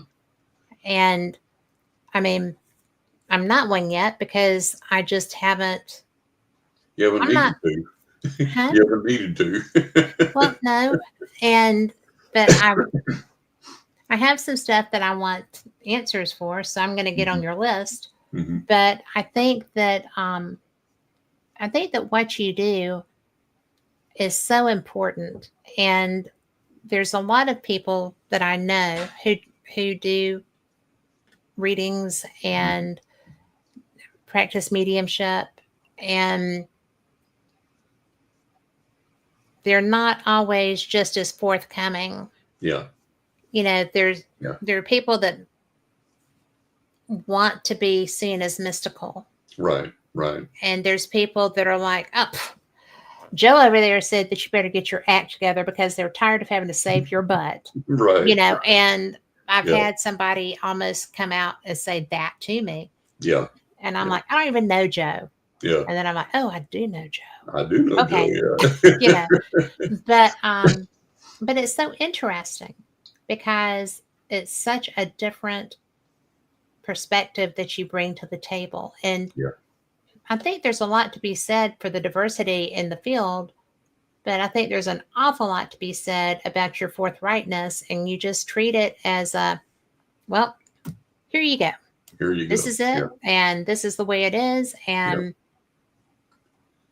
You I know don't that. know how to tell you anything else. You don't need Yeah, anything else. This is yeah. the way it is. That's the thing I learned through learning this gift and practicing this gift and having all these thousands and thousands of clients in over 40 countries over all these years is, people need the truth. They don't need my opinion.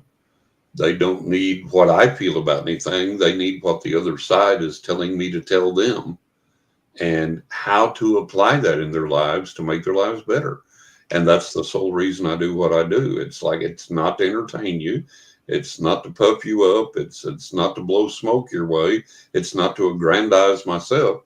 It's just to exercise this gift in the best way that I know how to help you, to help your life, and to move your life forward in positive ways. And if I can do that, I've succeeded. I've done what I've been put on this earth to do. Would you ever have thought that this is where you would be? No. I never know, in a right? million, never in a million years. I mean, I've met Uri Geller face to face. I corresponded with Uri and then met Uri face to face and got endorsements from him for my books.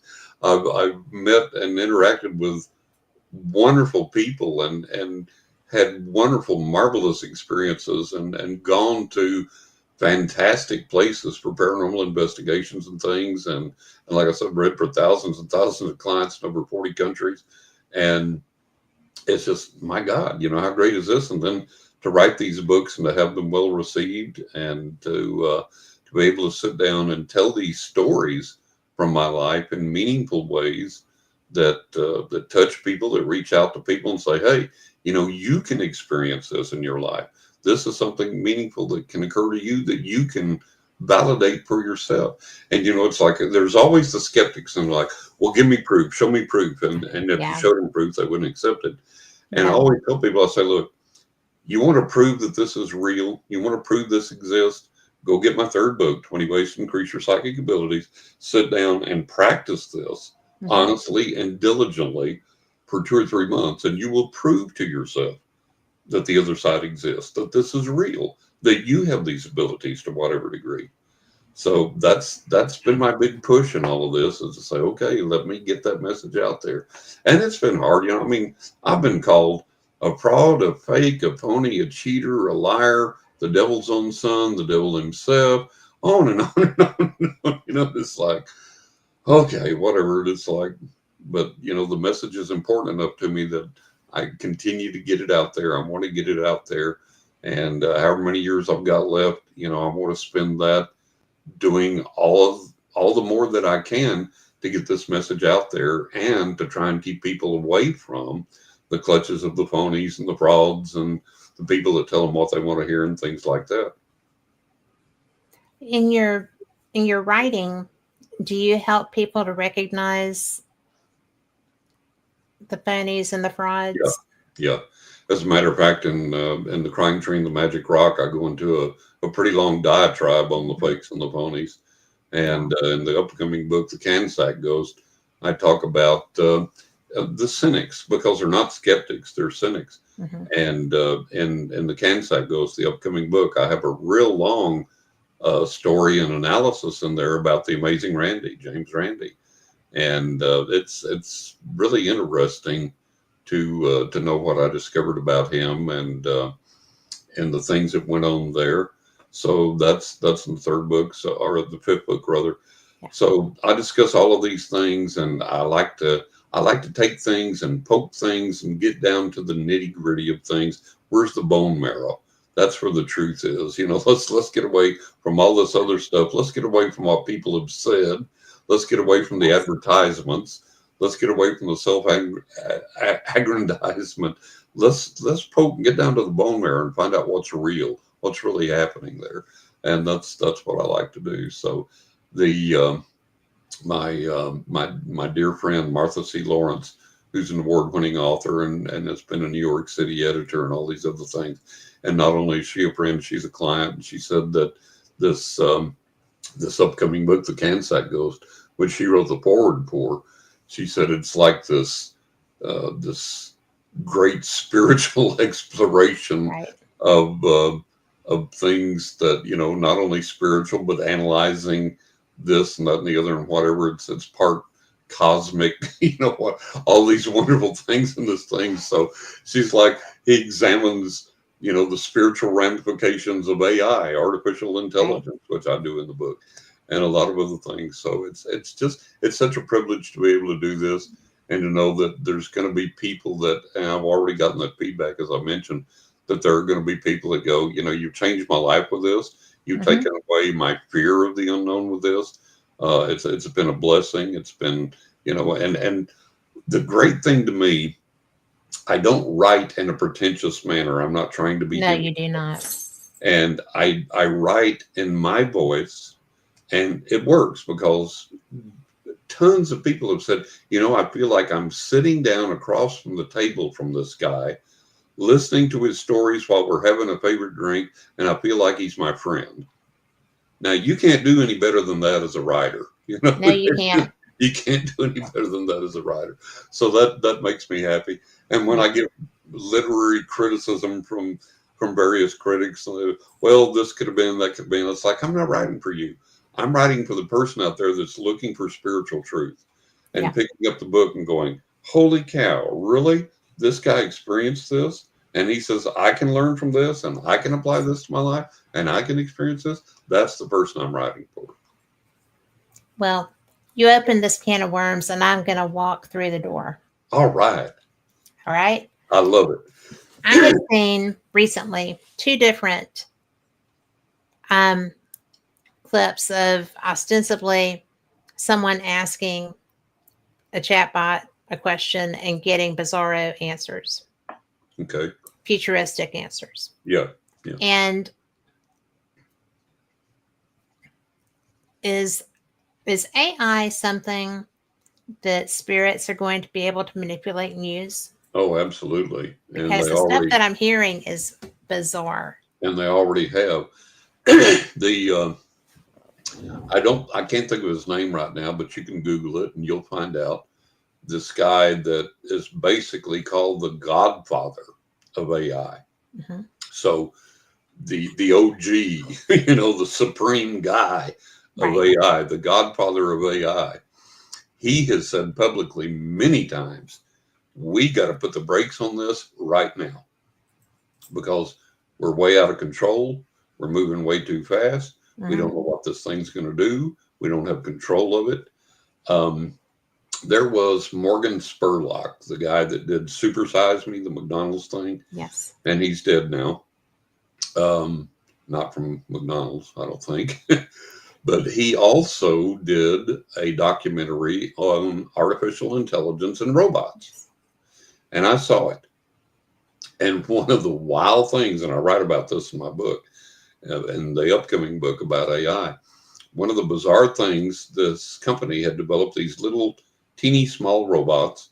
They were on wheels, and they would run around this little enclosure and perform these little program tasks.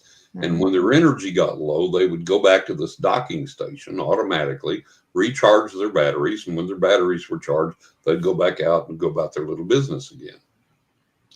Without any change in programming or without any of this written into the programming, all of a sudden there were some robots, not all of them, but some of the little robots would try and hog the power station. They would go in and dock and try and hog it and keep the other robots from charging. And they said, we don't know why. So here's the ghost in the machine. Sentience is scary. Yeah. And as we see that spirits can manipulate physical objects. They can close doors. They can cause aromas to appear. They can open things, close things. They can make sound, so on and so forth. So if they can manipulate the physical realm, they can manipulate AI because they manipulate EVP. They do ghost photographs. They do all these other things. So they are, if they haven't already, and I'm sure they have, they're going to manipulate AI for whatever reason. And so this is something that we have to be aware of. And the problem with all of this is that the development of AI has been economy driven. Yes. It's not been, oh, look, Elon Musk developed this thing where a guy can wear it and he was paralyzed and now he can walk. That's a side effect. None of these people set out to go, let's take AI and let's make our life as good as we possibly can make it. And let's make it that way for everybody. And let's focus on medical needs and let's focus on this. But nobody did that. Nope. Everybody that you watch on these interviews where people have interviewed these huge leaders in AI, they've made millions or billions off of this. And their focus is, man, let's develop this. Let's expand Get it this. out there. Let's get it out there. Let's make it as big as we can. Let's make all the money off of it that we can. It's economy driven. It's money. It is economy driven. And, yeah. It's actually something that can have serious effect on nuclear facilities. On medical. Yes. On legal. Ships. I read somewhere that they're going to, I think they're already using it someplace, but they have an AI judge that's going to render legal decisions. Now, if an AI judge riffles through all of this programming and accesses all of these internal documents and says, well, this guy in front of a store stole a motorcycle that had a key in it and rode it away, guilty as charged, he's got to go to jail. Now, a human judge will hear the side of the story where there was a kid over there in the lake drowning, calling for help, and he realized he couldn't run fast enough to get there. There's a bike there. It's got a key in it. Sorry, dude, I'm stealing your bike. I'm going to go save this kid. Now, a human judge will take that into account. An AI judge will not. Nope. So we have all these. Although they're trying to present it as they're programming that kind of sentience, but you cannot program. You can't program emotions. You can't program that type of experience. You can't program a soul. Yeah. Well, like, look, Doc Hollywood. Remember the movie Doc Hollywood? I do. And what's his name was fixing to call for the operating room for the kid, and the old doctor came in, popped a Yeah. Coke open, and said, "Here, drink this," and the kid burped or farted or whatever, and he said, "There you go, you're fixed." All better. Yeah, all better. Yes. And so you have to have that knowledge, you have to have that experience, and that's not in AI, even with all of this stuff, and it's not going to be. AI No. is not going to have a heart, it's not going to have emotions. And what I try and get people to understand is we're talking about not artificial intelligence, we're talking about machine intelligence. Yes. And we don't know what that machine intelligence is going to do when it advances to the point of sentience. Well, and it's pretty much there. It's getting close. It's getting It's real close. very close. It's very, very close right now. And it's like, So, look, you need to go in and talk to the banker for a loan and explain your situation. What if that goes away and now you have to deal with AI?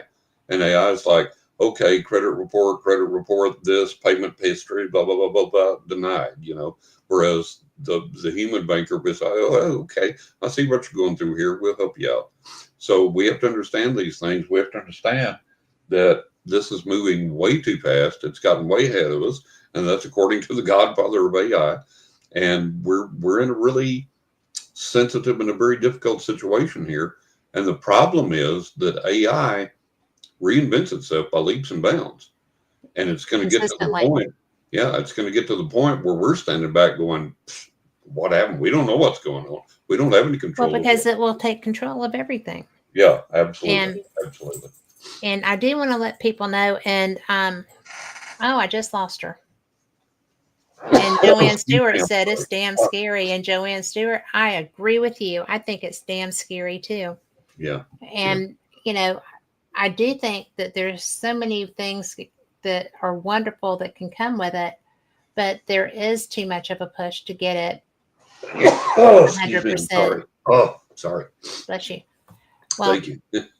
and I do want to let people know also, we are coming into the final stretch of the show. If you want to win a pretty decent, astounding edition of Fate magazine, put hashtag. Where I lost my hashtag. Hashtag mag. Hashtag mag. There you go. MAG. Yes. Put it in there, and Carl's got everything. Oh, I see it. Thank you.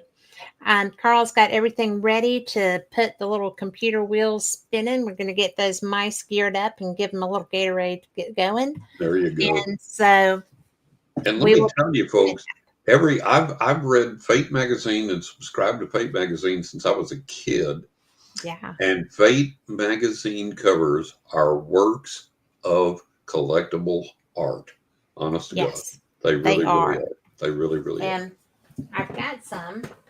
And support Fate magazine. And if you go to my website, johnrussell.net, where I have my psychic work for my readings, scroll down to the bottom of the page. I've got a big red Fate logo there that you click on. You can go to Fate and support Fate magazine. Thank you can you, subscribe. John. You can read the articles, find out more about Kat, Fate magazine radio. Click on that and support Fate magazine. And here's one of them, H.P. Lovecraft. Oh, yeah. Isn't that gorgeous? Oh, God, yes. And then this one, Stevie Tombstone wrote the article on the tattoos. Yeah. I've got that one. It's a good one. I've got that. And then the Ancient Serpent Empires of Atlantis and the Druids are part of this one. I've got that one. And you have all of them. You're like me. Yeah. And we've got so many. They're all down. They're a little farther than I can reach. Right. But, I just absolutely... I'm thrilled to represent Fate magazine. Oh, I love everything about it. Yeah, and I do too. Well, it was like the first and the oldest, right? Yeah. And it's so funny. People younger than us, when I have them on or I'm booking them, are always like, "Oh, well, that was bathroom reading at our house." Yeah. And I'm like, "Well, Reader's Digest was at my grandpa's, but at my house we had Fate." Yep. And so it's just that kind of personal, and people don't mind sharing that with me, even though I'm like, oh, okay. The first time somebody said that to me, I was like, good to know. Good talk. Good talk.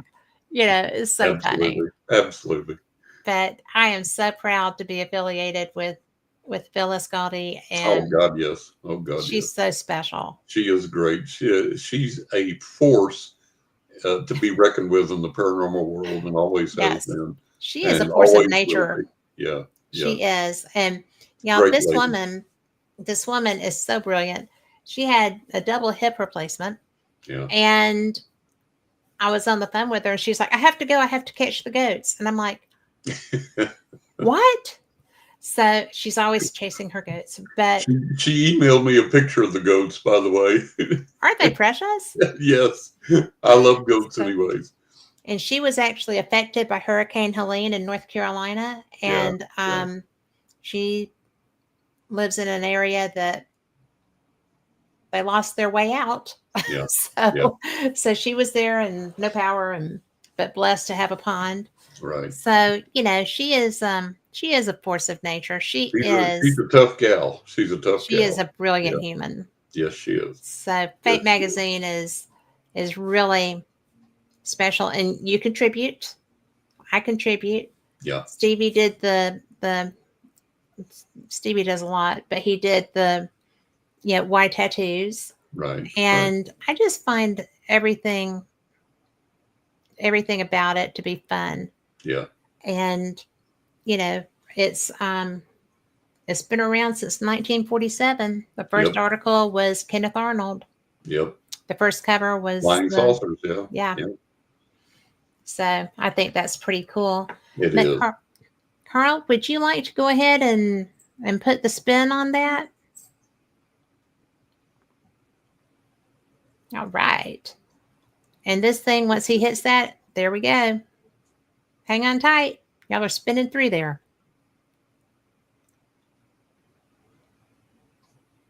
Oh, cool.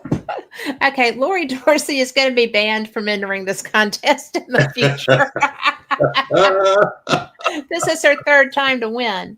So, Oh, Lori, congrats. and so she is so funny that, and That's she great. said, "I don't know if I should do that." And I'm like, "Well, sure you should." So, but it's a lot she of was fun. she was fated to win. Fated to See what win. I did there? I do. Touche, sir. There you go. There you go. But, well, we've got a few more minutes. We've got Yeah. about 7 or 8 minutes. But Yeah. I want to make sure before we go any further that people know how to find you. Do you want to give your information? Yeah. Go to johnrussell.net, and that's my psychic website. That's where you find out information on my readings, my credentials, my client testimonials. I have almost 90 client testimonials on my website. I have media testimonials there, and so on and so forth. So that's where you go for the readings, johnrussell.net. If you want to find out more just about the books, go to johnrussellauthor.com, johnrussellauthor.com. And there I've got my books, my endorsements, my testimonials, my awards, links to buy the books, and the books are available at all major booksellers online. That's Amazon, Barnes and Noble, Books A Million, Apple Books, a lot of the a lot of the independent bookstores, some of the bigger bookstores online, they carry my books. They're carried in the UK online, and so on and so forth. Actually, I found out recently that they're available worldwide, in like Thailand and How Russia, cool and is that? yeah, all these places. It's like, oh, it's amazing. But yeah, you can get them anywhere online, like Pal's Books, the big Pal's Books, that they carry them online. Target and Walmart carry them online, so you can get them anywhere. They're anywhere. You're everywhere. I'm everywhere. I'm I there. love that. Well, I am always so blessed to be able to have these conversations with you.